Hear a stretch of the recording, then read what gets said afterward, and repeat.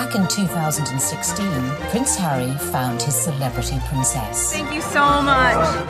When Harry met Meghan, a fairy tale romance blossomed. I was beautifully surprised when I walked into that room and saw her, and there she was sitting there. I was like, okay, well, I really have to up my game.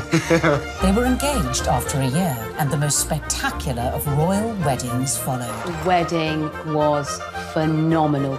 It was a royal wedding, but it was on a completely different level. But then it all went horribly wrong. I thought that she could, not would, but that she could be trouble. From matrimony to misery. My British friend said to me, I'm sure he's great, but you shouldn't do it because the British tabloids will destroy your life. So how did Meghan Markle lose her sparkle? Bit of breaking news tonight, and the Duke and Duchess of Sussex have announced that they are carving out what they call a new role for themselves. And how did she go from media darling to public enemy number one? The scrutiny has proved too much and palace life too stifling. We chart the meteoric rise and dramatic fall of the royal couple. She verged on the political when she was talking about women's empowerment. The royals don't do that. As their dream turned into a nightmare. I never thought that this would be easy, but I thought it would be fair. They said their goodbyes, handed back their royal titles. You've got the most recognisable members of the royal family, international superstars, if you like, suddenly announcing tonight that they're going to step back as senior members of the royals. I mean, it is quite staggering news. And jetted off to Canada. The monarchy finds itself in a moment of turmoil, flux, and a genuine crisis. We ask, Meghan, where did it all go wrong?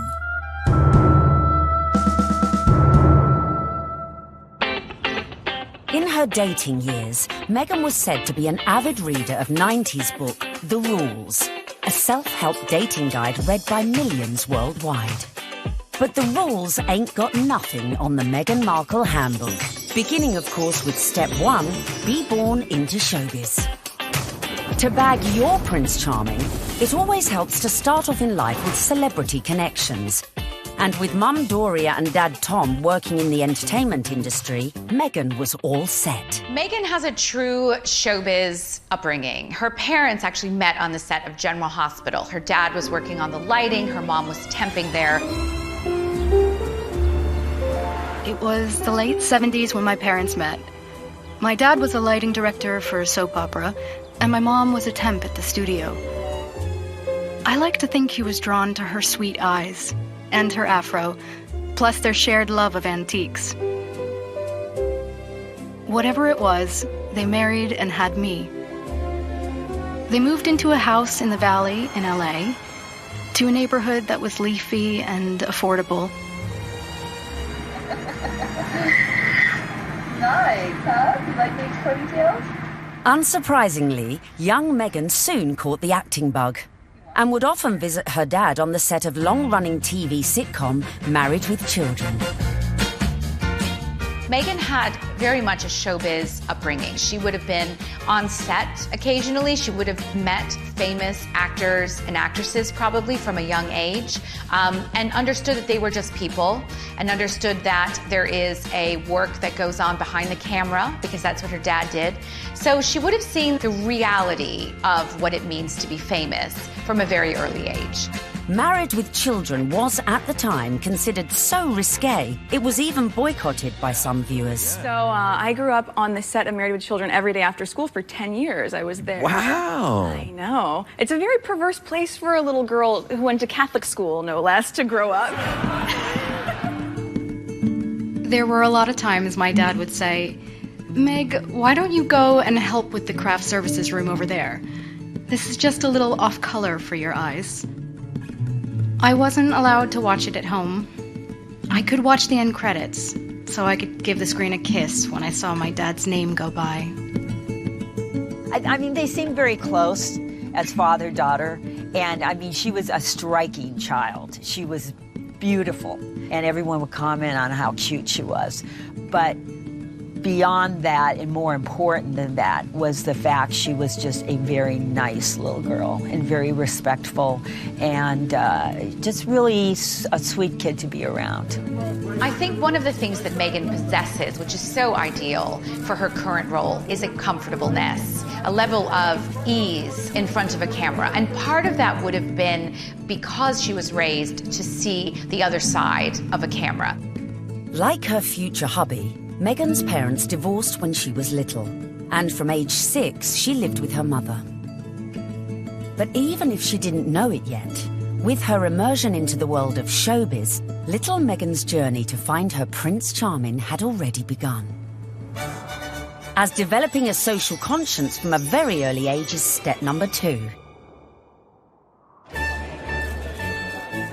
We all know royals love a good charity fundraiser and supporting important causes. So to increase your chances of royal romance, get involved with a good cause from an early age. Although Meghan's parents were divorced, together they instilled in her a sense of social justice. My mom and dad came from little, so they made a choice to give a lot. Buying turkeys for homeless shelters at Thanksgiving, delivering meals to patients in hospice care, donating any spare change in their pockets to those asking for it. This is what I grew up seeing, so that is what I grew up being. A young adult with a social consciousness to do what I could and to, at the very least, speak up when I knew something was wrong. While still at school, unbeknownst to her, young Meghan was already learning one of the key attributes to being a princess: helping those less fortunate. She volunteered at a soup kitchen in one of the most impoverished areas of downtown LA. One day, after class, Meghan approached me and she said, "Tell me more about serving on Skid Row." I suggested that she visit the place where I had volunteered because I knew that she would be physically safe there. And she not only volunteered there a few times, but she continued to volunteer at this soup kitchen throughout her time at Immaculate Heart, which was through her senior year. Meghan always took it a step further, not just distributing food, but learning people's names, learning their stories, because that's where I think her compassion comes from, her connection with people. I think it's very important to know that her heart is in everything she does. I got this letter from one of the students who was in her group. This student was very shy, she was very unsure of herself, she was kind of a bit of a loner, and Meghan wrote her the most wonderful, loving note, even though Meghan was not her close friend at all. So I just like to read it, because this gives you a sense of, this is the real Meghan. So it goes, "Dear Michelle, you are so strong and so wonderful. Your courage in strength in times of hardships is as admirable as your optimism and friendly nature.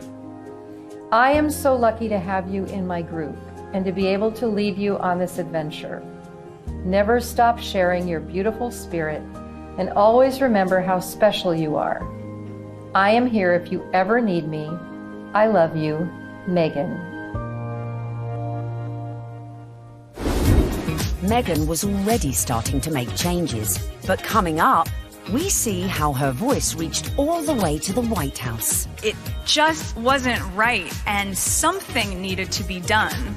And then, in our step-by-step guide to bagging a prince, we reveal how getting to Hollywood... Any actress in America needs a huge breakthrough, and Suits was that show. Helped prepare her for her future role. I think it well equips her for the intrusiveness that accompanies being a member of the royal family.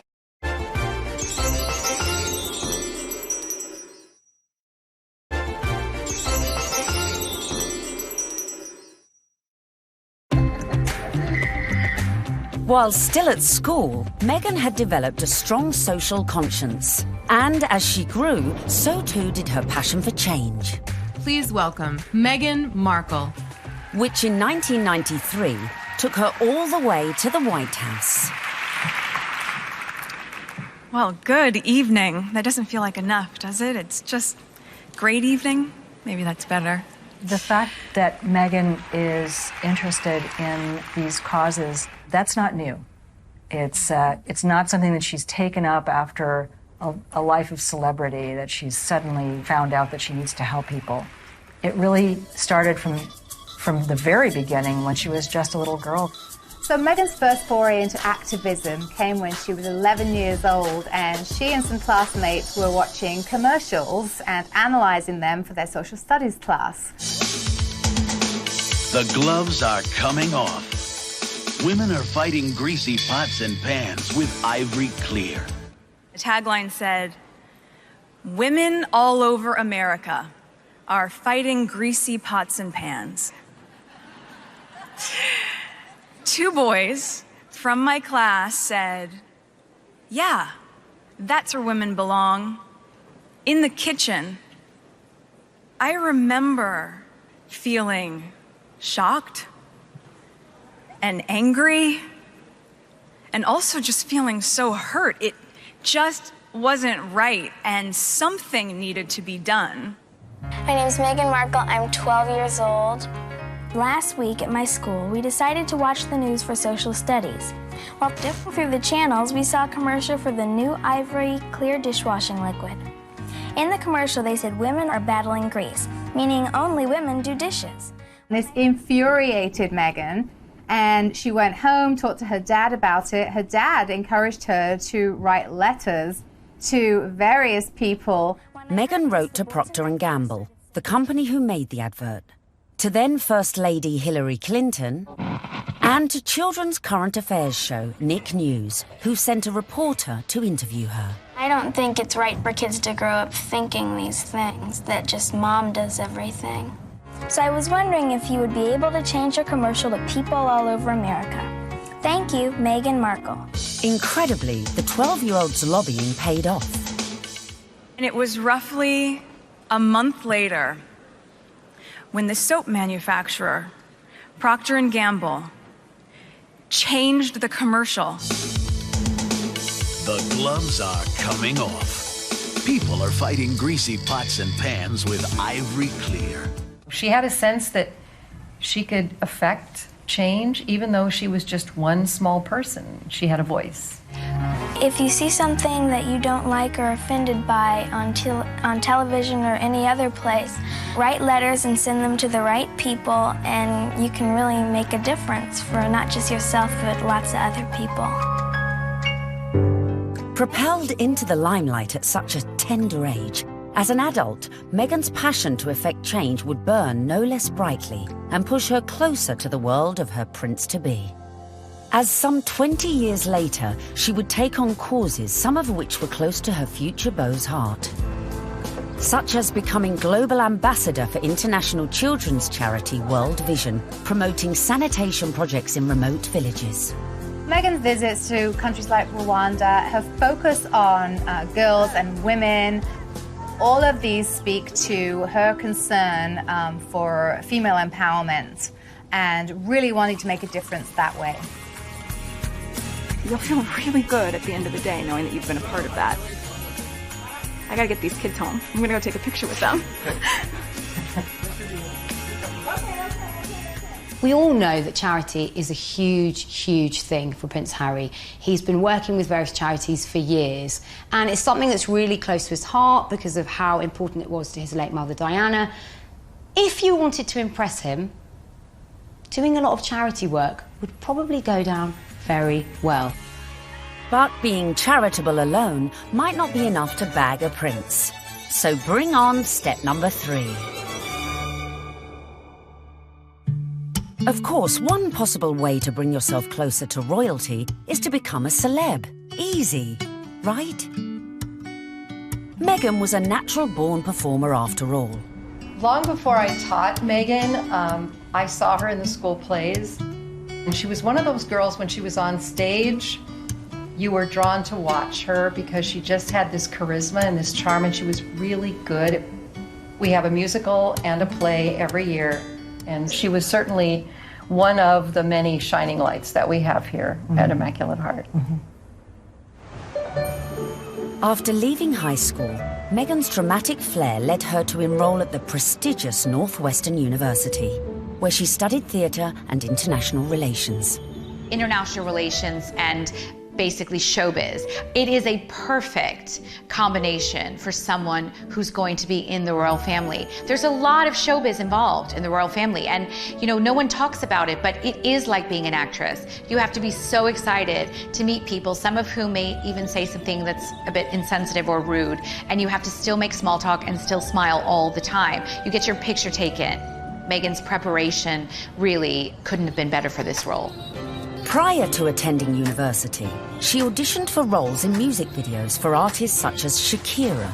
After the aftermath of the audition. This is the aftermath of the audition, and it went pretty well. We just had to dance crazily, and so I did, and it was tiring. We just all danced like wild women, and I was shaking my hair around, and so that's that.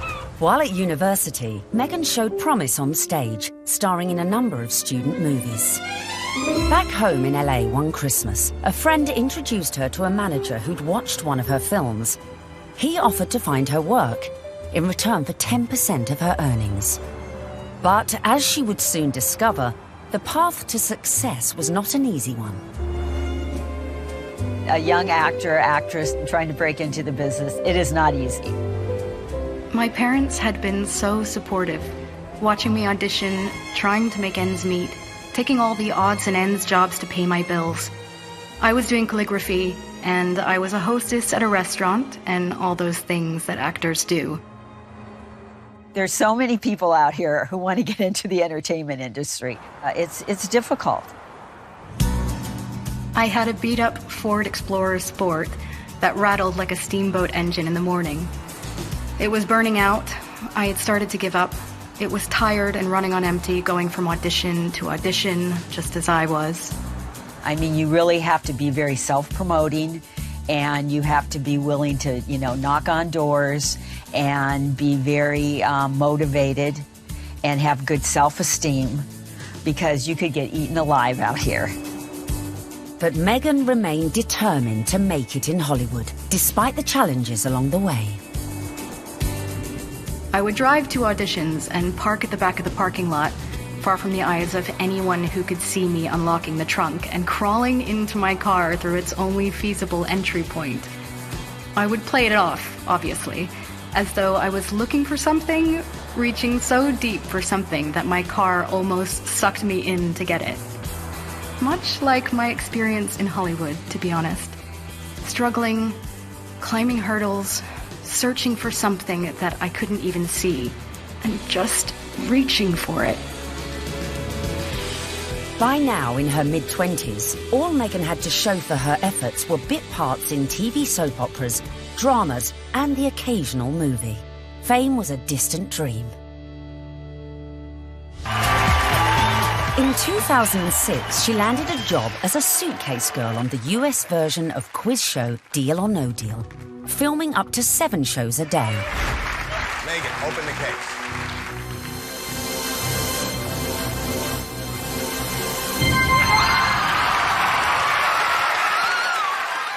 For somebody like Meghan, appearing as essentially an adornment on a game show would not be her ideal job. I'm sure she appreciated the paycheck, but she would have felt creatively unfulfilled. Just to be seen as a pair of legs or a pretty girl holding a briefcase full of cash, that's not what Meghan was after. But unfortunately, that is part of what leads to fame. You have to kind of pay your dues. You don't just start out on a show like Suits. I would put that in the category of things I was doing while I was auditioning to try to make ends meet. I was the ill-fated number, which for some reason no one would ever choose. I would end up standing up there forever in these terribly uncomfortable and inexpensive 5-inch heels, just waiting for someone to pick my number so I could go and sit down. Meghan had connections, but they were limited. Her dad was a lighting director. He wasn't an executive producer. So Meghan had to pay her dues like a lot of other young, beautiful actresses today. Along with the fierce competition facing any young actress trying to break Hollywood, Meghan had a further challenge: her mixed-race heritage. It took quite a few years for Meghan really to be comfortable with her identity.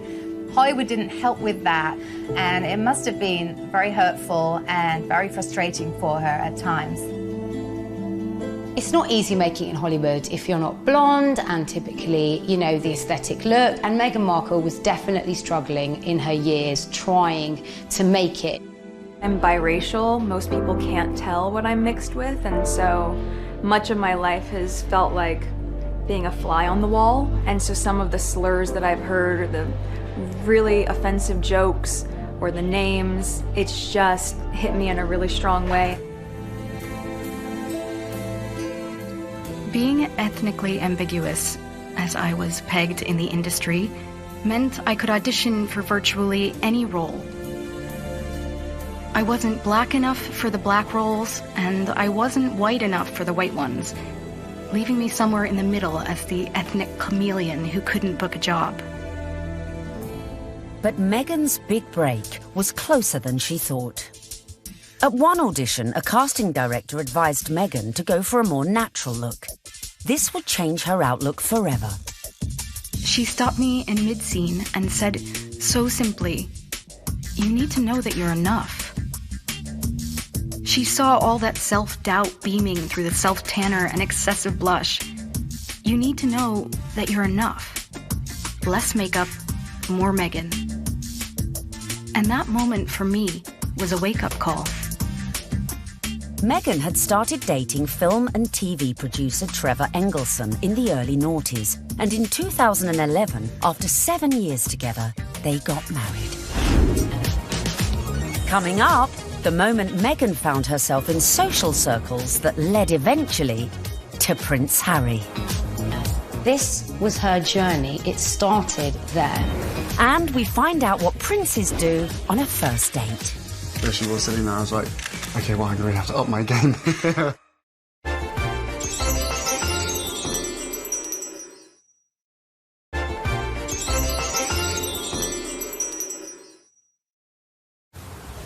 Bagging a major TV role isn't easy.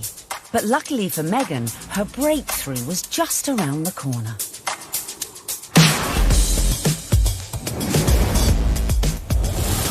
When she auditioned for a new legal drama series, it was just another day in the office.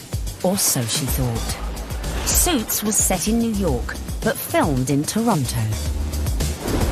It was the 5th pilot I would have filmed. I remember hoping this one would see the light of day. Never would I have imagined that this show would not just change my career, but also change my life. Any actress in America needs a huge breakthrough. And what they want is to be on a massive show. And Suits was that show for Meghan Markle. Meghan won the role of Rachel Zane, an ambitious young lawyer. Hi, I'm Rachel Zane. I'll be giving you your orientation. Wow, you're pretty. Good. You've hit on me. We can get it out of the way that I am not interested. No, I'm sorry. I wasn't hitting on you. Trust me. I've given dozens of these, and without fail, whatever new hotshot it is thinks that because I'm just a paralegal, that I will somehow be blown away by his dazzling degree. Let me assure you, I won't. Meghan's character, Rachel Zane, was what we might call a grafter. She worked her way up, she had rich parents, but she didn't want to take any help from them. I guess there could be some crossover between Meghan's character, Rachel in Suits, and her normal everyday life. Her role within that, she's a strong, independent woman. Do you know what I mean? She commands respect, she commands authority. So when you look at Meghan in everyday life, she does that as well. You know, there is kind of some fluidity between those two roles there for sure. They're both very strong, driven, independent women, but they really have a heart of gold. They're a bit of a soft touch. They'll help anybody. We know this of Meghan, and I think as the show went along, Meghan was able to incorporate more of herself into the character. The flip-flop culture is part of just who I am. I love my cutoffs and flip-flops and being as relaxed as can be, which is why it's so fun to dress up and play Rachel. Finally, after years of hard graft, she'd landed her big break. The show was a hit. The USA Cable Network commissioned a second series, and Meghan moved full-time to Canada to be near the studio. Meghan's move to Toronto was a big deal. She's very close with her mother, Doria, and she moved away from home and her friends in LA to go start a new life in Canada. So Meghan chose not to live in like the poshest area of Toronto. She chose Seton Village, which is more laid back, tree-lined, and people keep to themselves, and that's exactly what Meghan did. So much so that her neighbors didn't even know who she was. But not for long. The show soon became an international smash, catapulting Meghan to fame and to becoming a household name. I'd never watched Suits. I'd never heard of Meghan before.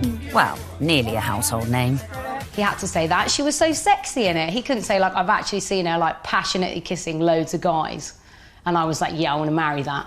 When she landed the role in Suits, Meghan became a legitimate, bona fide celebrity. This was the first time that, you know, she would have had her name called out on a red carpet. This was the first time she would have been tapped. So this was a big adjustment for her, and it all happened away from home.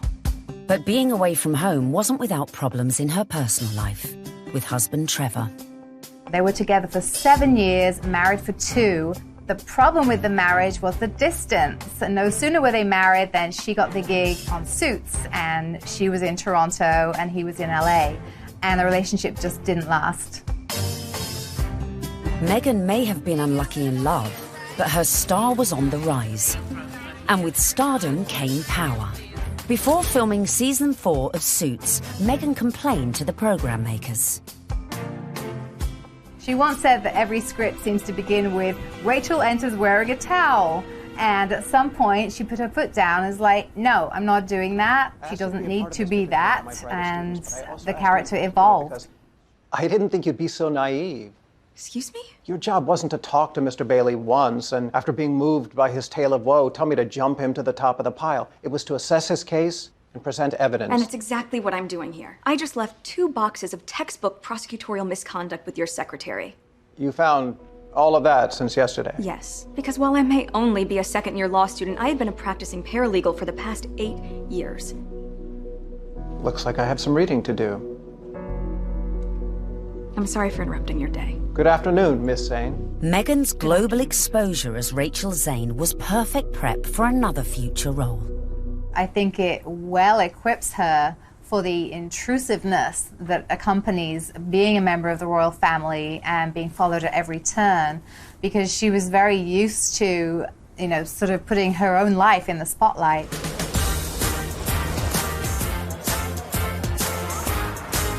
So, having been working hard on Suits and needing a well-earned break, Meghan decided to have a summer holiday in London.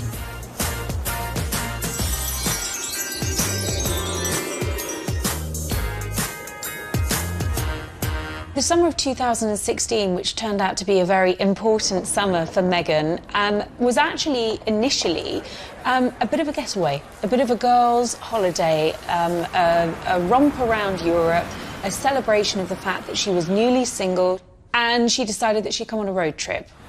When she came to London, Meghan had a couple of girlfriends over here. Misha Nunu had opened up quite an elite circle of friends to Meghan. Among them was Violet von Westenholz, who was working for Ralph Lauren at the time as a PR, and had the opportunity to dress Meghan Markle in some outfits when she was doing some promotional work for Suits. And while they were dressing Meghan, she and Violet established quite a nice rapport, so much so that Meghan was invited into the VIP hospitality tent at Wimbledon that summer to watch her good friend Serena Williams play a game of tennis. Obviously, you go to Wimbledon and you hang out in the VVIP area. She was sitting in the royal box, pretty much. She was just close by. All the pictures have shown she's like an arm's throw away from Pippa Middleton. This was her journey. It started there. During this time, Violet is rumoured to have suggested Meghan might like her friend Harry. That's Prince Harry to you, who also just happened to be single. Amazingly, for a royal romance, it started on Instagram. And Harry had a look through Meghan's Instagram page. I was told Meghan had a look through Harry's Instagram page, and it was Violet who really had brought them together. She played matchmaker. Whoever set them up must be sitting there, literally patting themselves on the back. Can you imagine being the person that introduced them? Because it's like the best PR move ever. I didn't know much about him, and so the only thing that I had asked her when she said she wanted to set us up was, I had one question. I said, well, is he nice? Now, their first date is believed to be at Soho House in London. Meghan had strong ties to Soho House. She was a regular at the Toronto outpost and very good friends with Marcus Anderson, who is one of the directors of Soho House. Marcus Anderson cleared rooms and corridors so that they could meet completely in private without the risk of being spotted or photographed. I was beautifully surprised when I walked into that room and saw her, and there she was sitting there. I was like, okay, well, I really have to up my game. I have to sit down and and make sure I've got a good chat. They got to know each other over a bottle of rosé. They clicked, I was told, immediately over their joint passion for charity work, their love of philanthropic work, and there was an immediate spark. We met twice, back-to-back, 2 dates in London last July. Yes. Then it was, I think, about 3, maybe 4 weeks later that I managed to persuade her to come and join me in Botswana. What happened next was the stuff of fairy tales as the couple embarked on a whirlwind romance. Harry and Meghan, they were both astonished at how quickly their relationship developed and how deeply they felt for one another almost from the get-go. I think perhaps a sign that things had gotten off to a good start and were actually really accelerating rather quickly in terms of a royal romance was when Meghan started referring to Harry as Has to her friends, and he was affectionately calling her Meg to his. Though originally worlds apart, they had much in common after all, both with divorced parents, both famous, and sharing an interest in the developing world.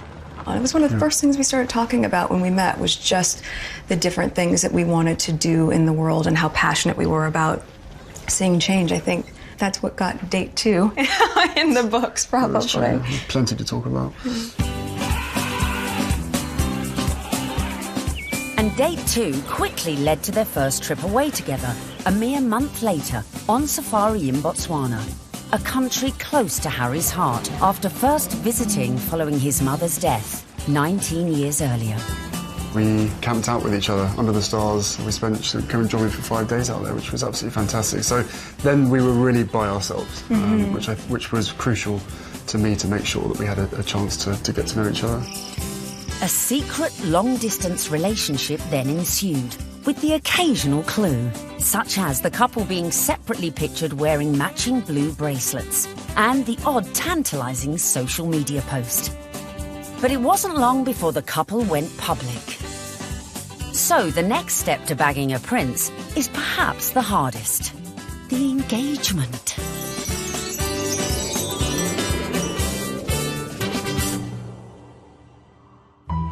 So, Has and Meg were love's young dream. But there was one little problem. Of course, they had the issue of living in separate countries. Harry based in London, living at Kensington Palace, and Meghan being in Toronto, where she was filming Suits. So, from the early stages, they knew that this relationship, if it was going to take off, was going to have its challenges. More often than not, it was Prince Harry jumping on a scheduled flight, incognito, in a baseball cap and a hoodie with just a single protection officer in tow, and taking a regular British Airways, usually, flight to Toronto. He was never seen, never spotted, and so they were able to conduct those early months of their relationship in clandestine and get away with it. They did have this pact to see each other. That's why the long-distance relationship worked. And the other agreement they had was that they would tell as few people as possible. For Meghan, that pretty much stopped at her parents and 2 of her best friends. For Harry, he confided in his father, his brother, and 2 of his best friends. And by doing that, they really kept it in a very tight inner circle. Astonishingly, the couple managed to keep things on the down low for 3 months, until late October, when the cat, or should that be corgi, was out of the bag, after an anonymous source leaked the story to the press. Well, I can't say much about how the story came about, apart from that the information that he was seeing Meghan came to light. And what was interesting in that circumstance, covering a story like that, is normally a name might be mentioned linked to Prince Harry and you wouldn't know who they were, and you'd have to try and research them, and you might not find very much online because they're a private individual. Of course, in Meghan's case, there was reams and reams of information about this American actress with illustrious history, not only of starring in shows like Suits, but also with this huge charitable side to her, and the fact that she had been involved with the UN and everything became apparent. So really, you have a one-fact story like that, and it breaks, and the rest of Fleet Street is then playing catch-up. And it was then after the story broke that you found descending on Meghan's house, chasing after anyone that ever knew her, chasing after family members. I think both of us were totally surprised by the reaction after the first 5-6 months of what we had to ourselves. Now everyone knew about their relationship, but would everyone approve? Especially Harry's inner circle of trusted friends. Well, I think initially some of his friends were quite surprised, but they also welcomed her, and by the March of 2017, Meghan was invited to his best friend's wedding. Harry flew Meghan out to Montego Bay for the wedding of old Etonian pal Tom Inskip.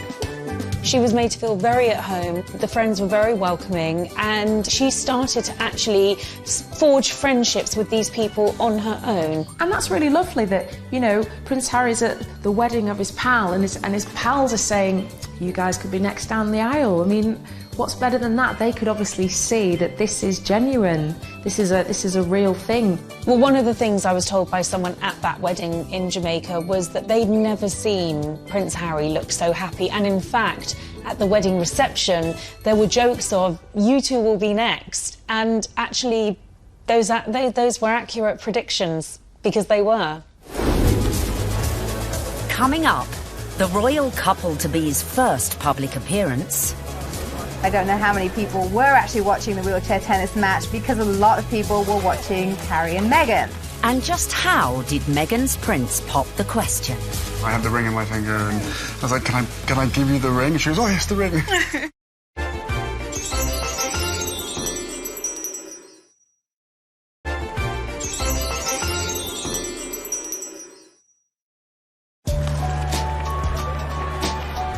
In September 2017, Meghan and Harry made their first public appearance together at the 3rd Invictus Games in Toronto.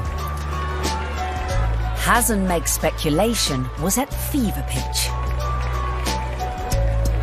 It was the public outing that every dedicated royal watcher has been waiting for. Just 24 hours later, the couple abandoned any effort to keep their feelings for each other private. The setting for this first public date was extraordinary, with no attempts to hide away as they watched the wheelchair tennis at the Invictus Games. It was open to the public. Anybody could go and watch the wheelchair tennis match. Although it has to be said, I don't know how many people were actually watching the wheelchair tennis match, because a lot of people were watching Harry and Meghan. They were very touchy-feely, they were laughing together, staring into each other's eyes, whispering sweet nothings into each other's ears. It was everything that their adoring fans had wanted. I remember when I first heard that Harry and Meghan going out, it kind of almost came from nowhere. Do you know what I mean? That the whole process was very, very quick, it seemed, in comparison to kind of conventional relationships. But, I mean, come on, this isn't, you know, a normal relationship by anyone's standards. It's, you know, a prince, you know, and a Hollywood actress. Harry and Meghan were now well and truly in the public spotlight. But after 16 months of dating, Meghan got her private moment. While staying with Harry at Nottingham Cottage, his 2-bedroomed home set within the Kensington Palace estate, Hazza popped the question, and Meghan said yes. This afternoon, Prince Harry and Meghan Markle stepped hand in hand into the sunken garden at Kensington Palace. Step number 5 was done. The ring was on it. This was the news the world had been waiting for. Meghan mania ensued. only fuelled by a picture-perfect photo call on the 27th of November 2017. Harry, when did you know she was the one? The very first time we met. What struck me most on the engagement day was how calm, considered, sophisticated Meghan was. I'm so happy. Unlike other royal fiancés before her, Meghan had her Hollywood training to give her all the poise she needed and was quite at home in front of the cameras. You guys, thank you so much. I was reminded of the days when Prince Charles and Princess Diana came out on their engagement day and how awkward and inarticulate it all was. And I suppose in love. Of course. Whatever in love means. It didn't have the right feel to it. And even when Catherine and William became engaged, Catherine seemed very, very nervous. No, it's very important to me, and I hope we'll be able to have a happy family ourselves. Straight here, please. Not so Meghan. She was the one who seemed the least nervous of the lot. I think it's absolutely clear from their closeness, from their body chemistry, from the energy between them, that these two knew absolutely what it meant to be in love, and they were truly, madly, deeply in love. This engagement had the world's press queuing up to get the perfect front-page shot of their real-life American princess. And it came right at the end. The real picture is the one where they think they're out of view and they put their arms round each other's waist. Very unroyal and very lovely. And it would seem the look Meg chose for this all-important announcement came from one of our very own royal watchers. There's a really funny story about me wearing a particular coat, a particular pair of shoes, and a dress, and visiting Buckingham Palace, where I met Prince Harry and Prince William. About 3 weeks later, the biggest story of the year, Prince Harry announces that he's marrying Meghan Markle, and she happens to be wearing exactly the same outfit as me. So, one of two things happened. Either Prince Harry saw what I was wearing and thought, I definitely want my bride to look just as good as this girl, as if. Or Meghan Markle was somewhere on the grounds and really rated my outfit. Then came the pitch-perfect press call, where an uber-relaxed Meghan discussed the couple's courtship. The one thing that fascinates me about this is the fact that she is a product of Hollywood, product of television, product of entertainment. And therefore, there's a sort of ease in communication, and there is an inbuilt knowledge of what the media are trying to get at. It was definitely a setup. It was a blind date. This was a world with which Meghan had been familiar before she met Harry, and her ease was there for all to see. Because I'm from the States, you don't grow up with the same understanding of the royal family, and so while I now understand very clearly, there's a global interest there. She's different because she represents the global world we're in, the fascination we have in America, the fascination we have in celebrity, diversity, and she's a very strong woman. Just an amazing surprise. It was so sweet and natural and very romantic. I had actually been told by one of his friends that he had planned to pop the question in Botswana. For whatever reason, he didn't. It happened a few weeks later while they were at home at Nottingham Cottage roasting a chicken. Utter domestic simplicity and bliss, and incredibly romantic. He got on one knee. As a matter of fact, I could barely let you finish proposing. I said, can I say yes now? She didn't even let me finish. She said, can I say yes, can I say yes now? And then there was hugs, and I had the ring in my finger, and I was like, can I give you the ring? And she goes, oh yes, the ring.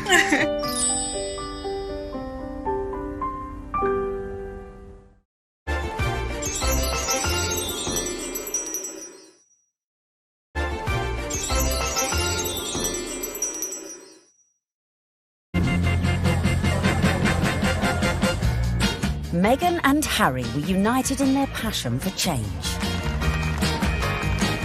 And in the months following their engagement, Meghan had thrown herself into charity, winning the hearts of the British public. It was clear from day one that she was like a duck to water. She is absolutely natural at this, very engaging, very warm, lots of eye contact. Harry was showing off his new fiancée far and wide, and she charmed everyone from all walks of life, including those who walked on four legs.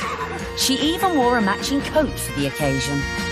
You can see the American effect of Meghan Markle in every single photo call and every single walkabout. When Meghan goes on walkies with Harry, she's hugging people.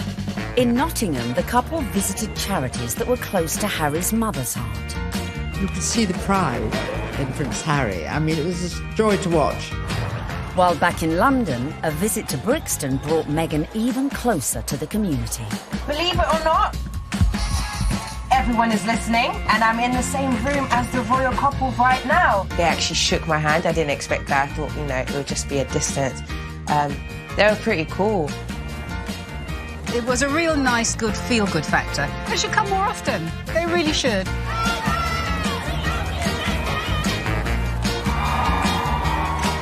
Slowly but surely, the British public was falling in love with our Meg. But would this be the case with the in-laws? The next step in Meghan's journey would be getting to know the firm. And the hotly debated topic of her background was never far from the fore. You be Harry, and I'm gonna be the, Queen Elizabeth, since I got this on, right? And you telling me about your girlfriend, okay? Hello, Harry. Grandmother, I met this beautiful woman, and she just happens to be mixed race. Step 6 in our guide to bagging a prince is charming the in-laws.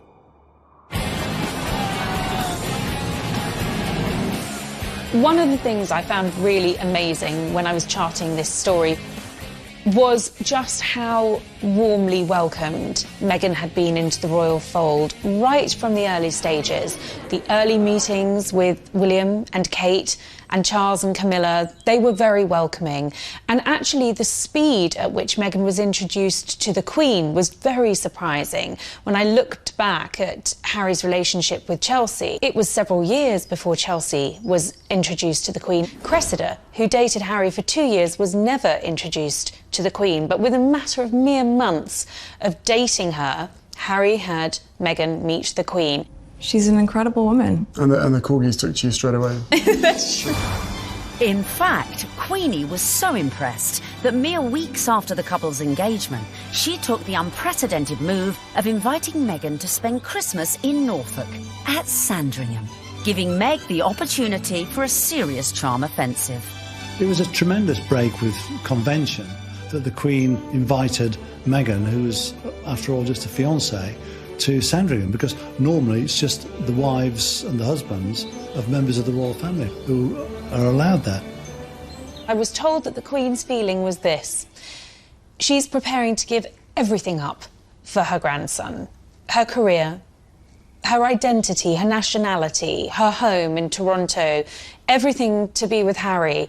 And the Queen's feeling was the very least we can do is to make her feel welcome at Christmas. It does show that the Queen is walking in step with the change of the guard at Buckingham Palace. This would have been a far different Christmas to the one Meghan spent in LA the previous year, with the historic 20,000-acre estate playing host to all sorts of little family quirks that would prove a challenge to any outsider. Well, Meghan would have had to get her head around quite a few royal family traditions. They open their presents on Christmas Eve. The presents that they exchange aren't what you'd really expect for members of the royal family. They tend to share really jokey presents with one another. In America, things will come beautifully wrapped and be quite extravagant. And this is the other end of the sphere. You're admired if you find somebody's given you an unusual spoon to stir cakes in, or an unusual thing to keep your porgies in. Meghan would have to embrace all these funny little customs, and clearly she did. After spending the night in her unfamiliar surroundings, the bride-in-training faced her public in that most royal of festive traditions: the post-service walkabout at St Mary Magdalene Church. Well, the Sandringham church photo is the timeline through history. You have a snapshot every year of those people closest to the throne. Now, often you're looking at a picture of a child who was barely able to walk perhaps a year ago, and suddenly they come out of the church. That image will change. In a few years' time, you'll have those couples and their children will be going to church. In a few more years' time, and you may not have the older generation. This year, of course, was Meghan's year. The presence of the royal fiancé drew crowds that were even bigger than usual. The world's media was also out in force, but it was a member of the public who would snap the photo that cemented just how much Meghan was in with the younger royal crowd. Unfortunately for all the photographers on the ground, they just didn't quite seem to get a clear shot, and in the end it came down to a member of the public, a lady called Karen Anvil. It was like a Mexican wave of cheers, so you knew they were coming. The photographers at the other end, and they just happened to look over. And I took one photo, that's the thing. I took one photo and it was, yeah, the right one. When we saw that shot, it was an absolute no-brainer that it was going to be our cover shot, because it was the only one that had captured that moment, the four of them together. And, you know, it symbolised quite a lot in terms of the royal family and where they're going in future. So, yeah, I mean, we were delighted to use it on the cover. And just like that, the Fab Four were born. Clearly, Meghan was well and truly fitting into the royal club.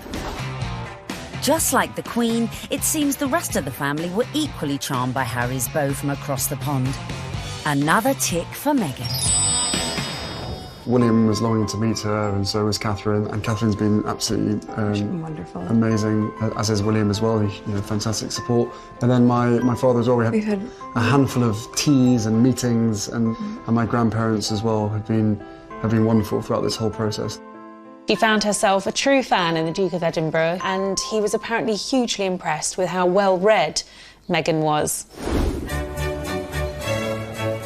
Meghan was now in with the in-laws. But coming up, events were to turn increasingly tricky.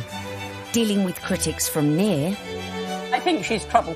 Because of her background, I thought that she could, not would, but that she could be trouble. And far. I think the very fact that Samantha wanted to do a book called The Diary of Princess Pushy's Sister implies that maybe she was not over fond of her younger half-sister.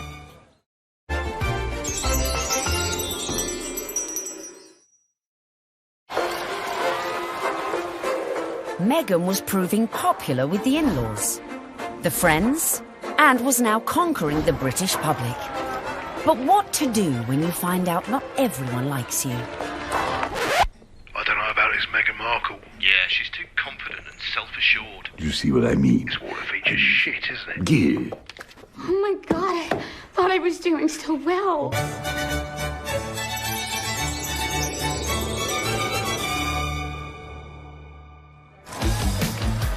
When the news that Prince Harry was dating an American actress first came out, I think that the reaction amongst the British public especially was equal parts excited and disapproving, because she's not British. From the very moment Harry and Meghan's relationship had broken in 2016, much of the press inevitably had gone raking through Meghan's past. They made it sound as though she had grown up in like the slums of LA, like riddled with like gangsters and drugs. With some reports focusing on the breakup of her parents' marriage and her relationship with her half-siblings. Time is 7 minutes. Harry didn't help matters when he went on to guest edit BBC Radio 4's Today programme. It started well. Morning. Very good to see you. He got some of his mates on the show, like this guy. Okay. But do I need a British accent? But if you start using long pauses between the answers, you're probably going to get the face. Let me see the face. Oh, okay. But during the course of the programme, Harry answered one question about Meghan. It was your future wife's first Christmas with the in-laws. Mm-hmm. How was it? She really enjoyed it. The family loved having her there, and it's the family that I suppose she's never had. It's the family that I suppose she's never had. But Harry's comments did not go down well with one member of his future wife's family. Meghan's half-sister Samantha was very cross with what Harry said on the Today programme about the family not being close or a normal family. Samantha tweeted that was really not the case, and she defended their family as a normal family, a close family, a loving family, and didn't understand what Harry was talking about. And that wasn't the last we'd hear of Samantha, who went on to threaten publication of a tell-all book called Diary of Princess Pushy's Sister. I think the very fact that Samantha wanted to do a book called The Diary of Princess Pushy's Sister implies that maybe she was not over fond of her younger half-sister and maybe is a little conflicted about Meghan's success. There's no bigger media vulture with this wedding than you, is there, Miss Markle? I mean, how you have the gall to come on here and talk about media vultures? You're doing a book called The Diary of Princess Pushy's Sister. You've been trashing it for 2 years, you little vulture. I've made it clear in several interviews that you can't judge a book by its cover, and similarly, you can't judge a book by its title. Samantha also criticised Meghan's charity work. If you are interested in helping those less fortunate than yourself, it really should begin at home.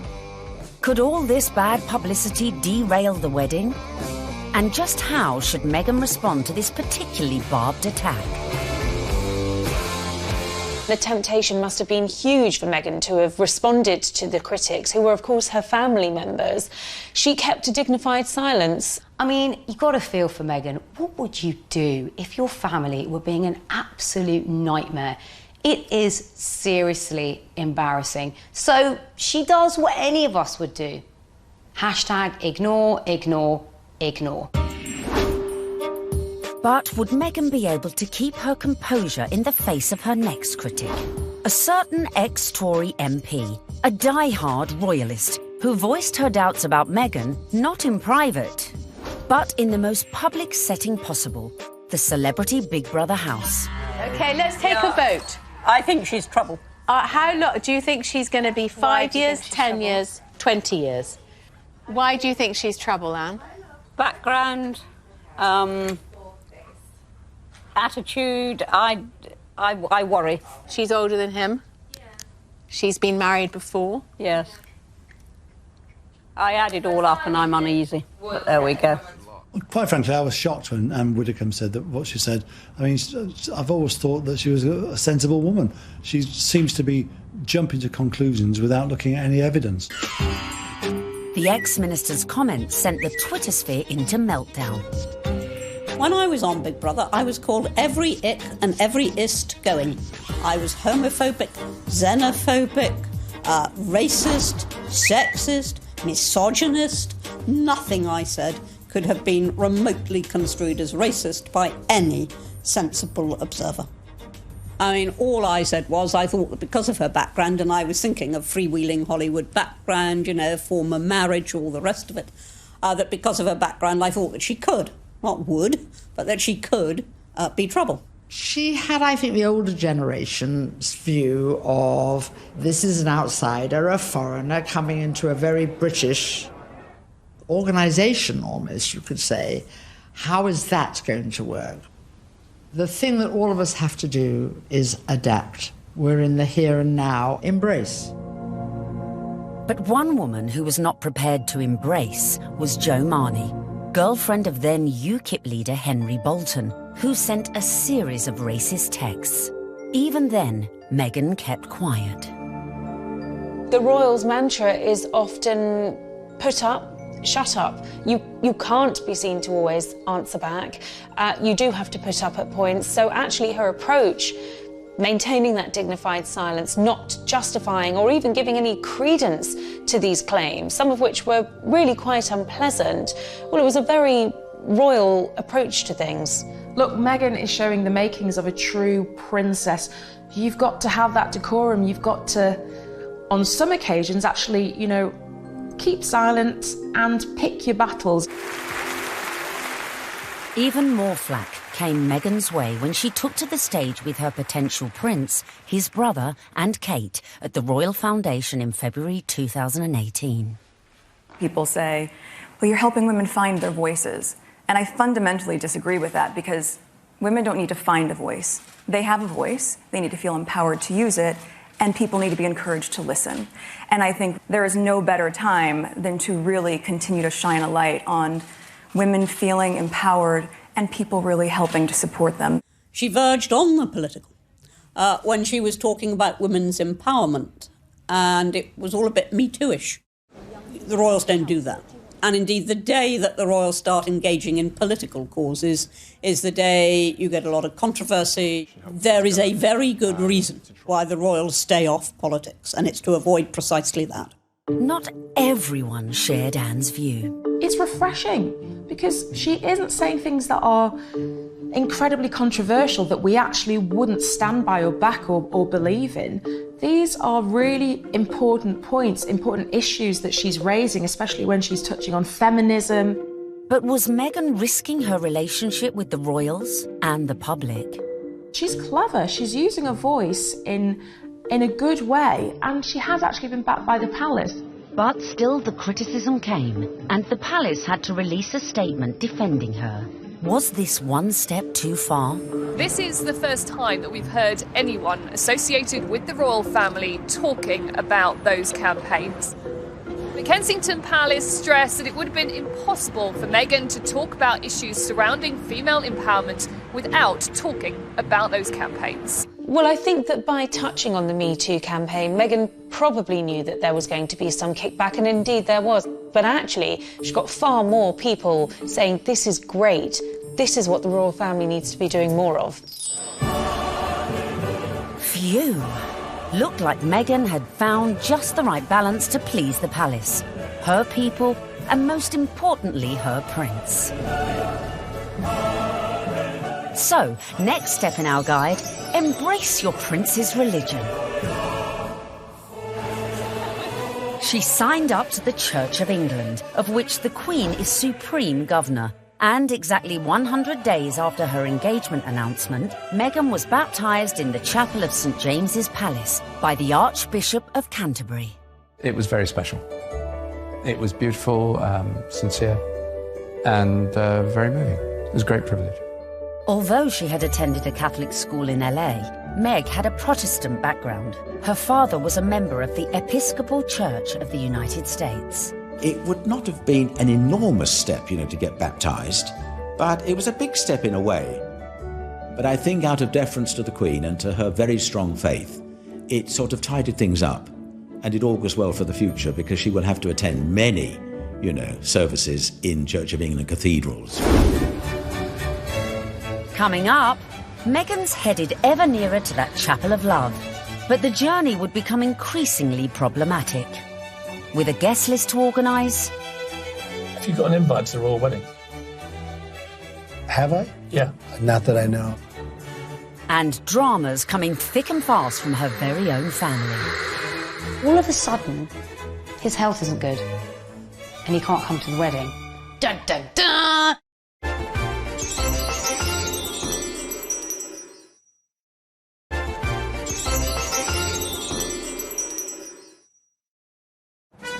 Welcome back, where we find Meghan almost at the final furlong of her romantic journey.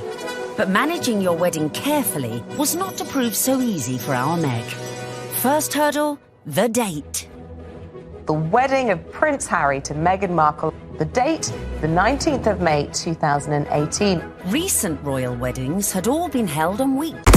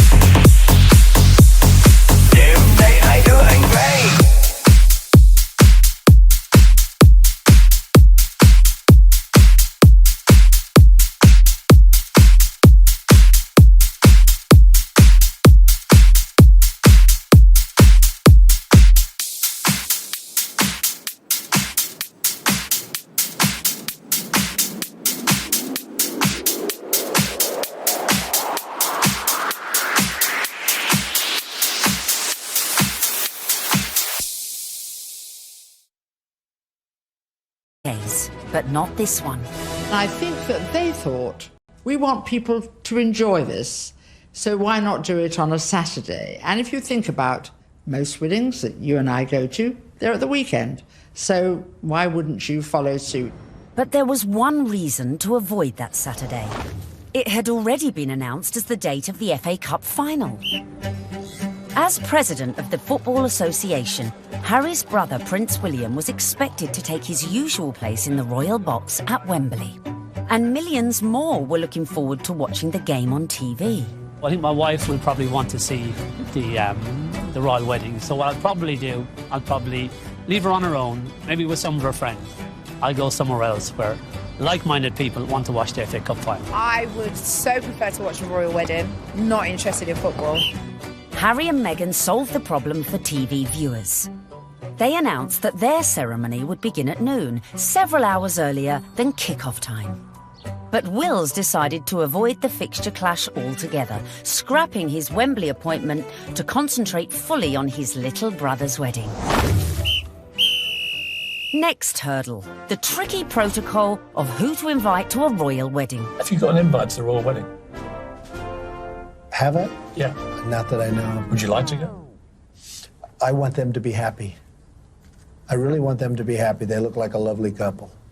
Meghan Markle did say you were a divisive misogynist. Well, I still hope they're happy. It was a source of quite a lot of amusement for comedians in the US who like to take every opportunity they can to poke fun at him. So Donald Trump is mad because Prince Harry didn't invite him to the wedding, to the royal wedding over there in England. I don't even know why. I don't know why you mad. You shouldn't even be surprised, Donald. Don't nobody like you. The apparent decision to snub the US president may have been a source of jokes for comedians. But according to some sections of the media, it was also a potential embarrassment for the Queen. Could this dash all Meghan's good work? Especially in light of reports that the couple had invited Trump's predecessor, Barack Obama, a friend to them both. But as Harry and Meghan's wedding was a non-state event, that meant the couple could pretty much invite whoever they wanted. This is not a state occasion, this wedding. He can invite his friends and Meghan's friends. He doesn't have to invite Trump. It's as simple as that. So the date was set, the invites were out, the corgis were brushed, and all was looking rosy for the big day, and for Meghan to finally become Mrs. Prince Harry. Until... That week lead up to the wedding was like watching an episode of EastEnders. It was an extraordinary week, completely overshadowed by the debacle over Mr. Markle. We were told that Thomas Markle would be walking his daughter down the aisle. In fact, a story that broke the weekend before in the Mail on Sunday undid all of that. Thomas Markle was revealed to have been staging fake pictures for the press to bolster his image pre-wedding for the reported sum of $100,000. First of all, the pictures are leaked. Her dad is posing for pictures with paparazzi. Such was the embarrassment Mr. Markle felt he'd caused to his daughter that at the 11th hour he pulled out at the wedding. It got so confusing. It was like, is he going to be coming to the wedding? Isn't he? Meghan, I was told, was utterly heartbroken. She said that she forgave him for the photographs. She wanted him there to walk her down the aisle on the big day, and he agreed that he would do it. Until, all of a sudden, his health isn't good, and he can't come to the wedding. Dun, dun, dun! Thomas Markle said he felt that the heart attack had probably been brought about by his son writing an open letter in one of the tabloids, basically telling Harry that it wasn't too late to get out of this wedding and that his sister was nothing but trouble. The whole of the country was talking about this. What is going to happen? And then finally, we had a statement. It was a roller coaster of emotions, in fact, prompted Meghan to issue her very first solo public statement. And very tellingly, that statement began with the word sadly. Must have been really difficult, because in the end, you know, it was announced that her father wasn't be coming. Added to that, parts of the family just descended en masse without an invitation. Former sister-in-law Tracy Dooley, that's ex-wife of the half-brother who just trashed Meghan in a letter, jetted into Heathrow with sons Tyler and Thomas, plus a shed-load of baggage, in every sense. There's more likelihood that I would have got an invite. They turn up, got all the suitcases, you see them having their pictures taken in the airport, you're thinking, what is going on here? Because apparently they either think they're going to get a last minute, somebody cancelled, you can come to the wedding now, or they're just going to make money off the British media and do loads of interviews. It's all about the... Be a pretty exclusive event. Right. So, I mean, if they feel like they would like to invite us, we'd be honored, and if not, we're going to be cheering her on and totally supporting her no matter what. And then on top of all of this, Meghan has to find out that her nephew Tyler is growing cannabis and has even called his special batch the Markle Sparkle. I mean, it was just disastrous from start to finish, and I think actually everyone, not just Meghan, was pleased when they packed their bags and went right back to where they came from. Cue an epic sigh of relief at the palace. Despite all these problems, the wedding stayed on track, which brings us nicely to step 11.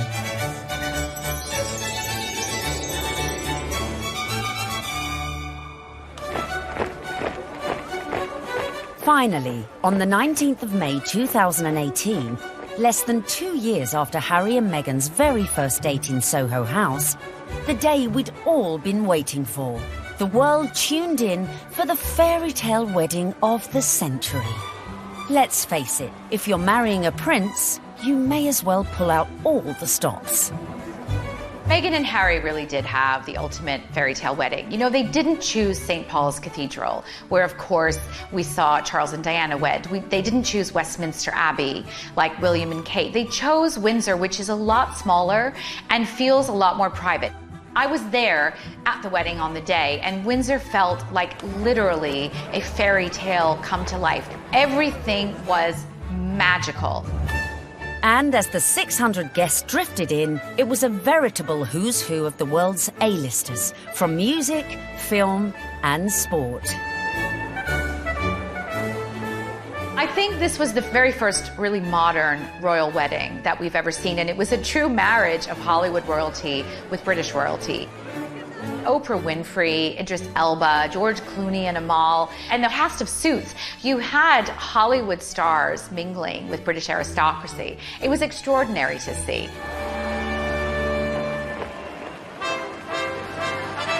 By the time HRH arrived, the atmosphere at Windsor was electric, with 200 representatives from the Prince's charities among the 2,640 cheering onlookers. Meghan's bridesmaids and page boys included Princess Charlotte and Prince George, plus the children of some of her closest friends. Sporting the uniform of the Blues and Royals, the regiment Harry served in the army, the groom arrived with a familiar-looking best man.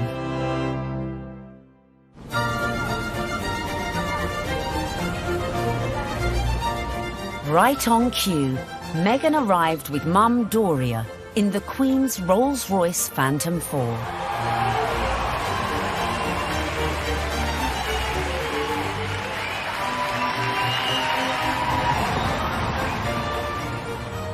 The wedding was phenomenal. The wedding was amazing. I mean, we all wanted to see what she was wearing. And we weren't disappointed when Meghan stepped out in a Givenchy dress with a veil featuring flora and fauna from 53 Commonwealth countries. Topped off with her something borrowed from the Queen, Queen Mary's diamond bandeau tiara.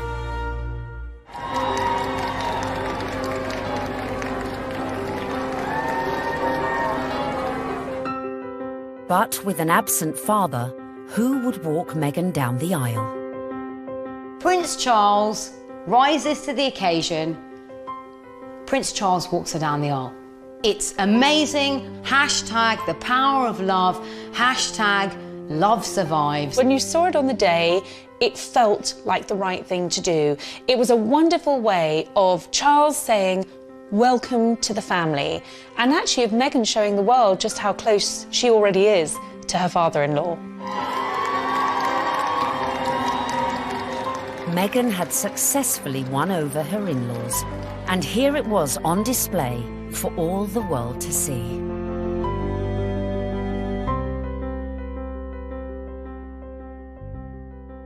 It was lovely. It was really lovely. It felt positive, and yeah, you couldn't help but smile watching it. When the night has come.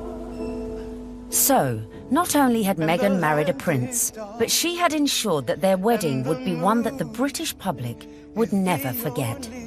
And neither would the 60 million who tuned in from around the globe. No, I won't be afraid.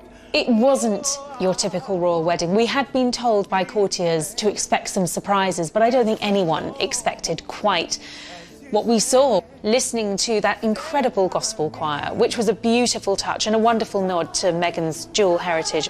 Stand by me. Stand by me. Inside, you've got the gospel choir, you know, raising the roof with the music. You've got the Reverend Michael Curry.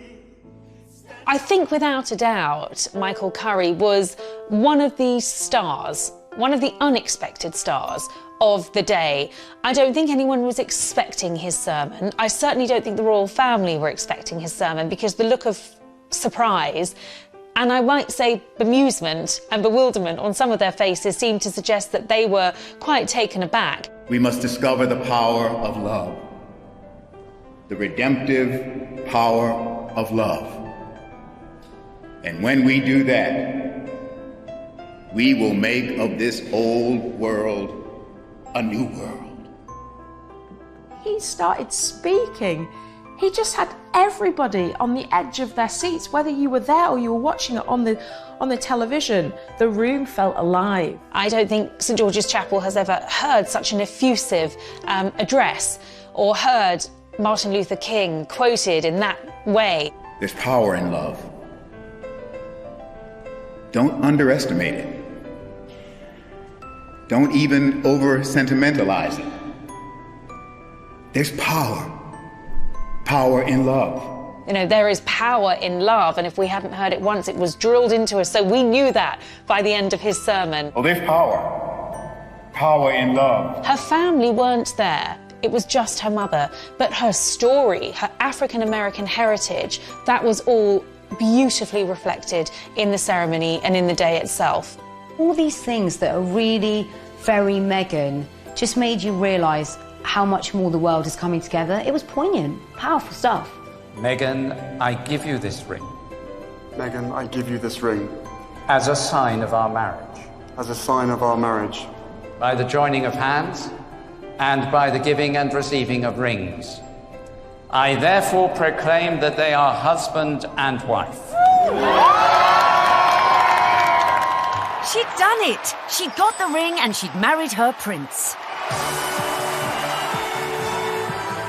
Watching that wedding, you know, even if you're not a royalist and you're not a romantic, you really couldn't help but be taken in by it, because it was two people that actually seemed like they were really in love, which on any level is just so nice to see.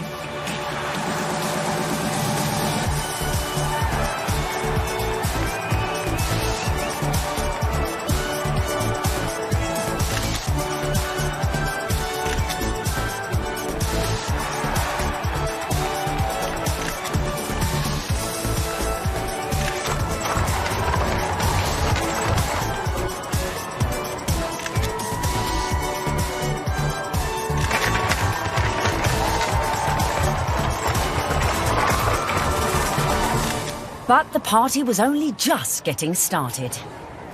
Serena Williams playing beer pong. I bet she aced it.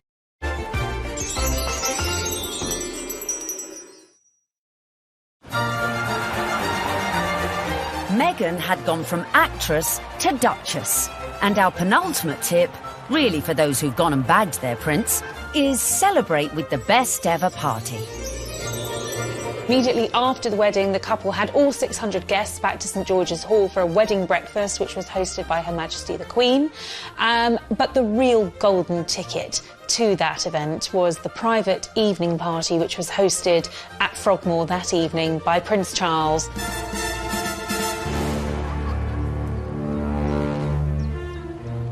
We saw, of course, Meghan's dress for the after party, which was by Stella McCartney. She looked glamorous. Harry looked like James Bond walking out of the palace to get into their vintage Jaguar. This was a very modern, sexy, gorgeous couple. We saw the couple speed away in that beautiful blue E-Type Jaguar. Meghan resplendent, it has to be said. Harry looking more James Bond than Prince Harry.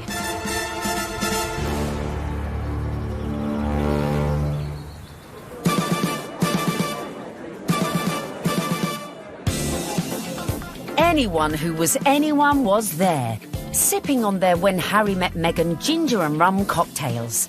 George and Amal, Serena Williams, James Corden and Idris Elba, who turned DJ for the night and span a few tunes. I was put forward to DJ. I really wanted to DJ. I would have done the best wedding set in the world.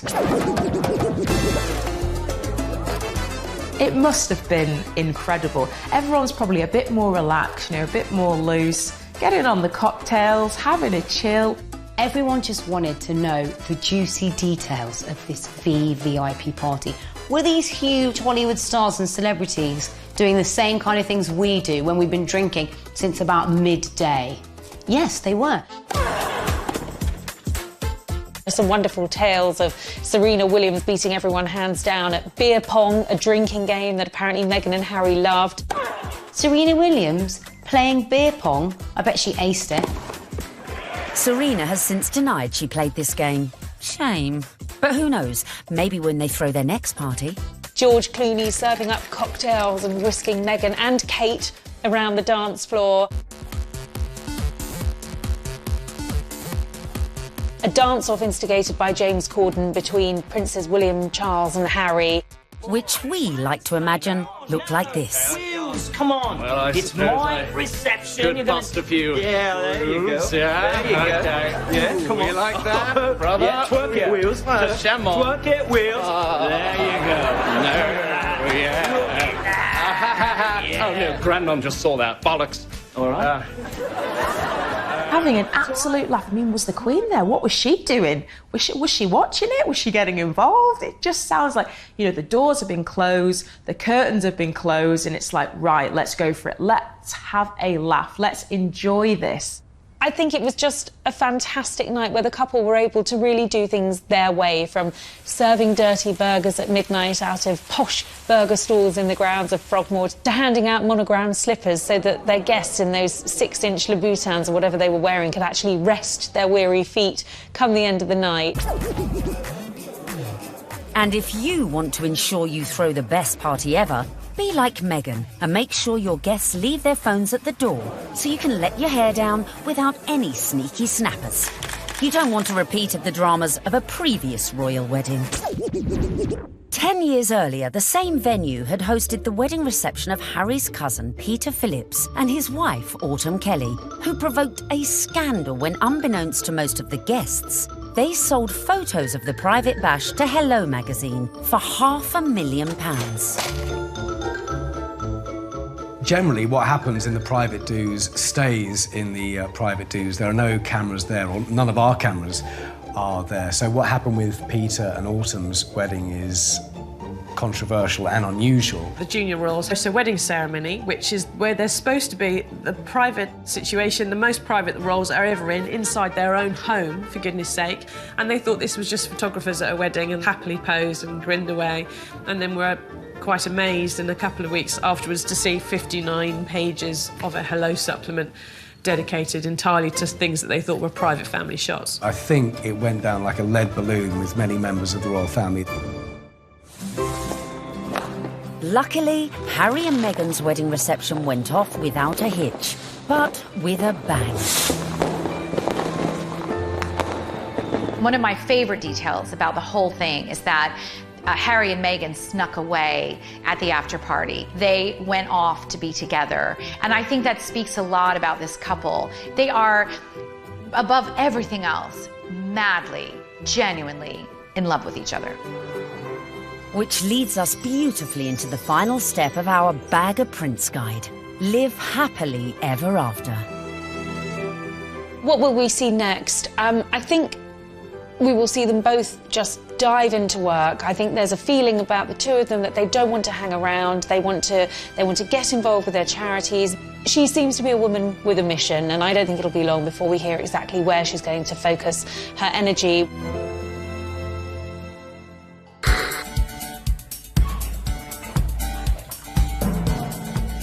So there you have it.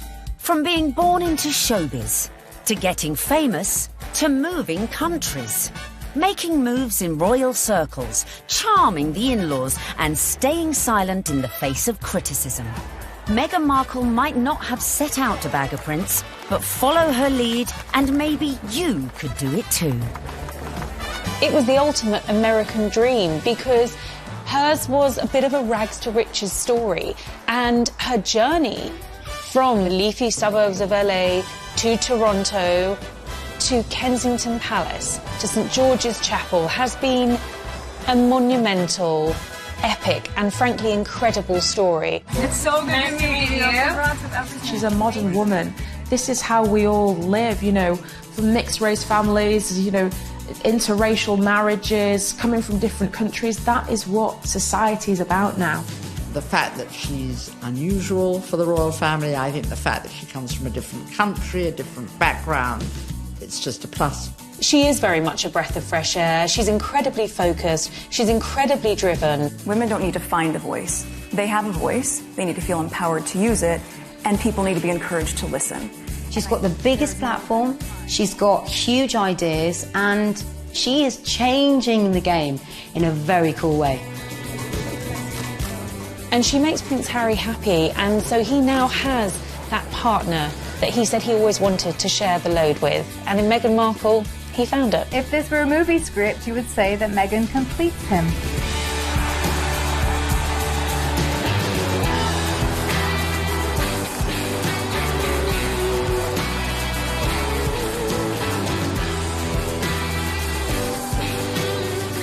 It's an incredible rags to riches story. It's amazing. I'm so jealous.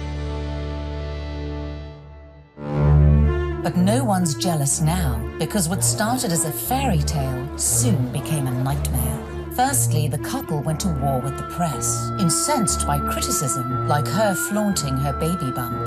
And then they launched a legal battle against the Mail on Sunday, after they published a handwritten letter Meghan had sent to her estranged father. When I first met my now husband, my friends were really happy because I was so happy, but my British friends said to me, "I'm sure he's great, but you shouldn't do it because the British tabloids will destroy your life." Next, Harry and Meghan got flack for spending nearly £2.5 million of public money upgrading their official residence, Frogmore Cottage. They have no plans to give up their royal home here in Windsor. It's called Frogmore Cottage, although in truth it's more of a mansion after a £2.5 million facelift paid for by taxpayers. Their son Archie was born in May 2019, and the first signs of a royal rift were spotted when he was not given a title, instead being referred to as just master. More press criticism followed when the couple decided to use a private jet to take them on holiday. Finally, the bombshell.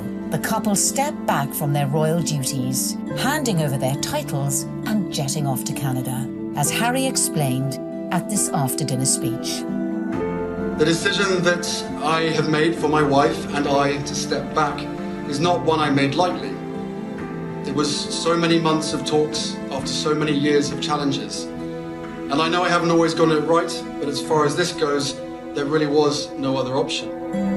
You've got the most recognisable members of the royal family, international superstars if you like, suddenly announcing tonight that they're going to step back as senior members of the royals. I mean, it is quite staggering news. Harry and Meghan have gone from the wedding of the decade to leaving the UK and the royal family behind. in just under 2 years, with Meghan making her very last public appearance here at the Commonwealth Day service. How could such a fairy tale descend into such misery and acrimony in such a short space of time? I never thought that this would be easy, but I thought it would be fair. Who could have imagined that what started so well could all go so horribly wrong?